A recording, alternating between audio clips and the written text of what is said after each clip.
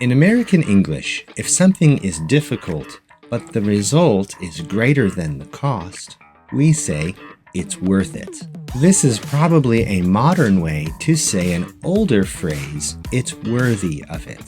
Shayani ئەوەیە. Americans use this phrase in similar situations that Kurds would use ئەوە dehênêt, when something is costly but is worthy of that cost.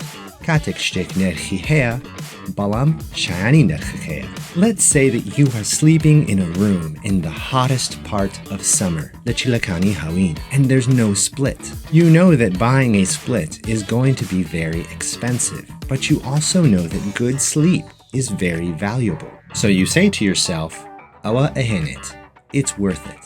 And you go out and you buy a split for your room. What are some other situations when you could say, it's worth it? Let me know in the comments.